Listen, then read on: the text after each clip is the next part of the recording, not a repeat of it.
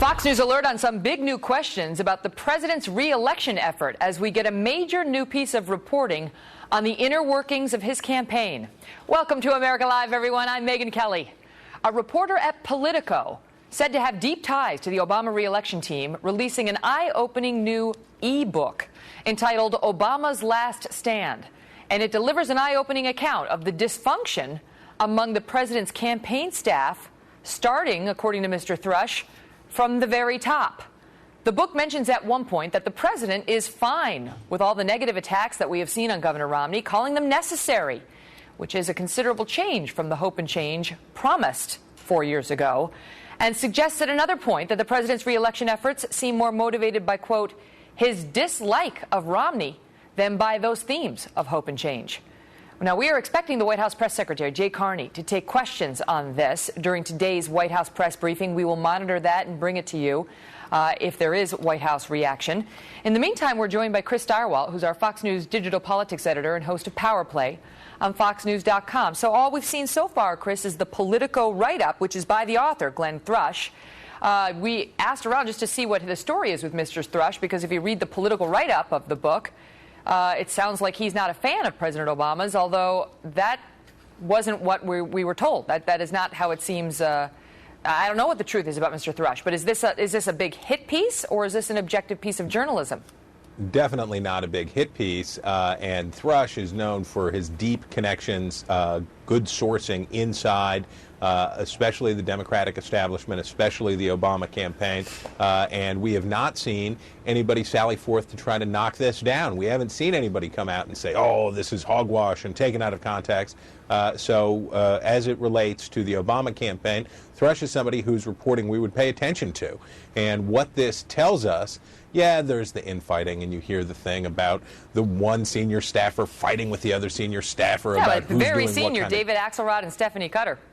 It's pretty daggone senior, but the point being that those things you would expect to occur in any campaign. That's the sort of the friction, the back and forth. Now, the Romney campaign is this year sort of the no-drama campaign that Obama was in 2008. There has been some friction in Boston, but we haven't heard it boil over like this.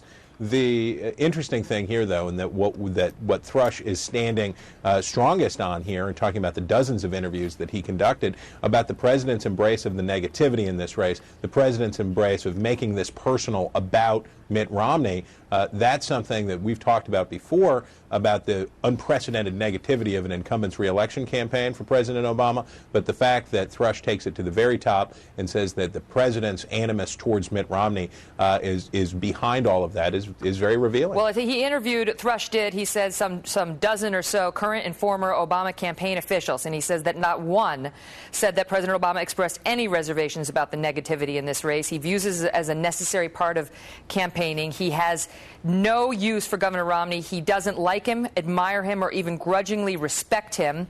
They talked about in this article, Chris, about how this Obama campaign is mostly joyless, riddled with dysfunction, talking about that the discord on occasion flows from Obama himself and how he's dissatisfied with his campaign team, its messaging. Even Vice President Joe Biden has been repeatedly about the messaging they're putting out and the position in which they are placing him. What a change from what we saw 4 years ago at exactly this time. It was the no-drama campaign, and one of the things that helped President Obama defeat Hillary Clinton, one of the things that helped him defeat John McCain, was that his team was unified, his team was on the same page, his team was a movement, an insurgency. Something else here that is complicating for the president and his organization, he opted to send his re-election effort to Chicago. Now, President Bush, President Clinton kept their re-election operations near Washington so that they could be in constant consultation and they could have those meetings. The president chose to ship his re-election folks, like David Axelrod, out to Chicago. That creates some communications problems, because then you have Washington people, you have Chicago people, and most importantly, you don't have the president as a presence there to say, hey, wait a minute, everybody, now you need to get on the same page here and remember what we're doing. So that geographic distance may have created some emotional distance between the folks in this campaign. Talks about the president's reported dissatisfaction with Debbie Wasserman Schultz as the head of the DNC. Some in the White House believing she comes across as too partisan.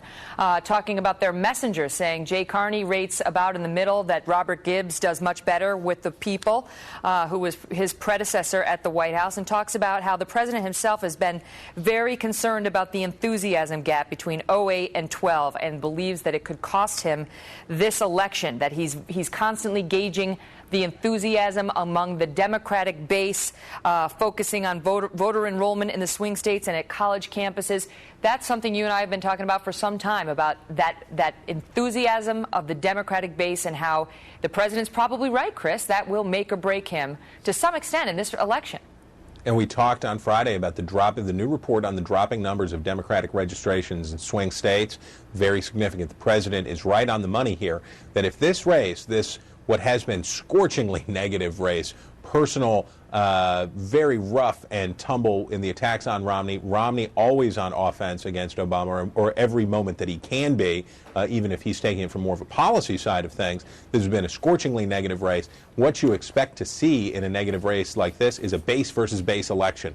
The hardcore left, the hardcore right, coming out, doing battle. And the president's right to be concerned here, because we continue to see Democrats lagging in voter enthusiasm with Republicans. Chris Direwalt, thank you, sir.